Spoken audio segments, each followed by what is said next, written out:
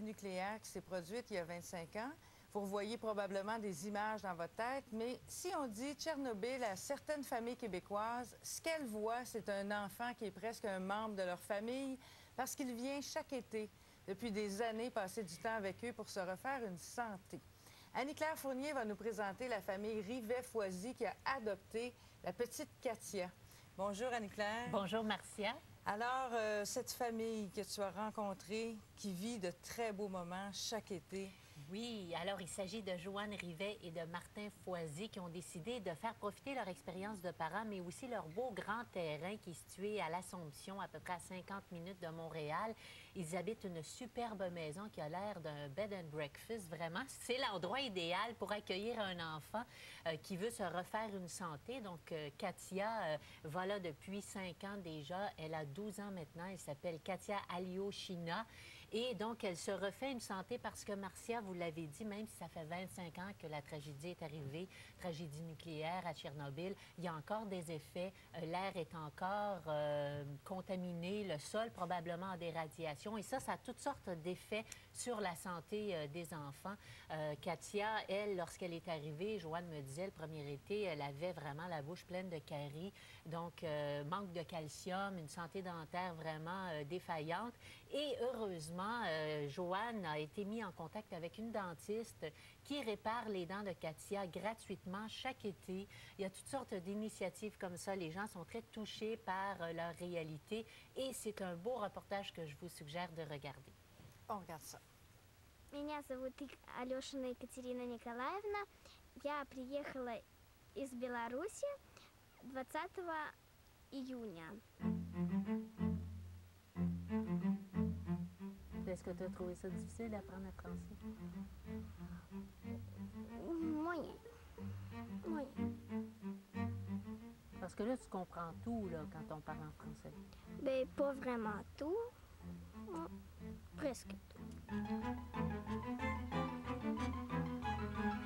Je fais semblant de lui donner son bain.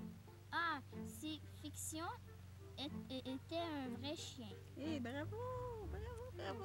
T'as même appris à lire un petit peu? Oui, ouais. Ben, je suis pas vraiment bonne. Mais je suis capable de lire en français un petit peu. Et parce que le russe et le français, c'est quand même assez différent comme langue. Oui, c'est très différent.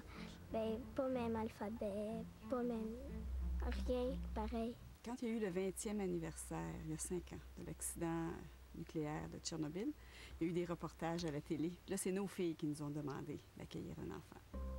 Puis ce qui nous motive, c'est de sentir qu'on peut faire la différence dans la vie de quelqu'un. C'est de rentrer en contact aussi avec une autre culture, une culture qui est quand même très différente de la nôtre. Donne-moi un ballon. La communication, c'était un gros obstacle, là, le premier été. Là, je dis toujours qu'on avait l'air d'une gang de petits singes dans la maison. Là. On parlait beaucoup par gestes, mais c'est fou ce qu'on peut... Comme on peut se faire comprendre quand même. Ouais.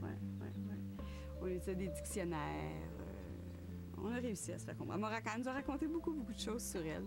C'est beaucoup pour un enfant de cet âge-là quand même, de partir loin de chez soi pendant 6 à 7 semaines, puis de ne pas comprendre un mot de ce qui se passe autour non plus. Le but de leur séjour, c'est un séjour santé. Ils viennent ici pour éliminer une partie des radiations qu'ils ont dans leur corps. Le fait d'être ici en zone non contaminée, ça leur permet par les voies naturelles d'éliminer. Ça fait que ça... Parce que la radiation affecte beaucoup le système immunitaire, surtout, là. Ce qui fait que ça leur donne une chance de se battre un peu plus contre les virus. Parle-nous de ta famille là-bas au Bélarus. Au Bélarus, j'ai une grosse famille. J'en ai 2 vraies sœurs, un frère. Et ma maman travaille, c'est comme adopter les enfants. J'en ai 3 sœurs et un frère adopté. J'ai une grosse famille. Là, on arrive d'un beau voyage à Tadoussac. On est allé voir les baleines. On fait du camping à peu près, là, au moins une fois par été. Là, on part quelques jours pour lui faire visiter le Québec. Elle est toujours contente. Qu'est-ce qu'on fait? Katia est déjà allée dans des camps de jour, des camps de danse. Elle a suivi des cours de natation plusieurs fois, plusieurs étés. Oui. On va va se baigner chez des amis, on va au parc, on fait des jeux de société, beaucoup de jeux de société. On lit, le quotidien là, de tous les enfants de cet âge-là, là, dans le fond. Elle a beaucoup de jasettes. Ça aide à développer son français oral aussi. Là. Elle parle beaucoup. Elle aime ça parler.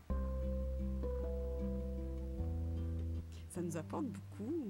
Au niveau de l'échange culturel, ça nous apporte à nous autres, à nos filles, ça nous ouvre. On a une fille qui vient de faire une année d'études en Allemagne, mais moi, je pense que c'est des suites de ça. Là, ça nous ouvre au monde. Est-ce que vous pensez un jour aller au Bélarus ou... Oui, moi, j'aimerais beaucoup. Oui. Ah oui, on va sûrement y aller. Ouais. On a des beaux contacts avec sa mère. Là, elle communique depuis cet été par Skype avec sa mère. Ça fait qu'on se voit, on se fait des gros babayes dans la caméra. Est-ce que tu t'ennuies d'ici quand tu es dans ton pays? Oui. Oui. Pour de vrai, oui. C'est ça. T'as comme hâte de revenir? Oui. Et merci, Katia. De rien. Ah, elle est tellement mignonne. Les familles doivent créer des liens. Oui, ça continue même après le séjour. Joanne communique par courriel, communique aussi par Skype, parce que la petite, comme vous l'avez vu, elle est extrêmement douée, beaucoup de chiens. Elle a appris le français. Elle pratique pas le français. Pendant 10 mois, elle parle le russe. Elle revient ici et puis elle parle le français. Elle le lit même. Alors, vraiment, je pense que c'est une future mannequin. Elle est tellement belle. Et là, on est au mois d'octobre. Ils doivent faire des X sur le calendrier. Ils doivent avoir hâte à l'été. Comment on peut faire si on est une famille qui aurait envie de vivre cette expérience-là? Bien, écoutez, il faut savoir que dans la plupart des provinces canadiennes, c'est possible. Hein? Il y a toutes sortes d'organismes à travers le Canada qui coordonnent le séjour de ces enfants-là. Au Québec, c'est Séjour Santé Enfants Tchernobyl. Et évidemment, bien, il y a toutes sortes de petites étapes là, qui peuvent nous amener à, évidemment, adopter un enfant pendant quelques semaines, à savoir qu'il y a une enquête judiciaire et auprès de la DPJ, on rencontre les parents pour voir un peu le milieu de vie, à quoi ça ressemble, les frères, les sœurs, l'ambiance familiale. Oui. Et surtout, il faut débourser 1 700 $ pour faire venir cet enfant-là ici. Billets d'avion, assurance, service d'un interprète, parce qu'encore une fois, les enfants qui arrivent ici ne comprennent pas la langue, ne comprennent pas le français et il faut quand même le faire. On a 8 ans, on quitte notre famille, on s'en vient dans une culture différente, on ne s'exprime pas dans leur langue. Alors moi, je me rappelle, j'étais jeune, j'allais dans un camp au Québec pendant 2 semaines puis je trouvais que mes parents m'abandonnaient.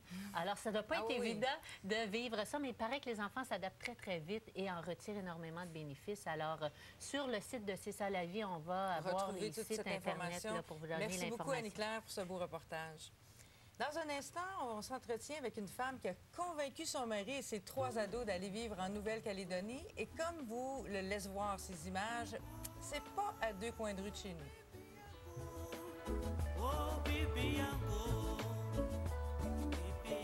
Sur le plateau, des joueurs de tous âges avec des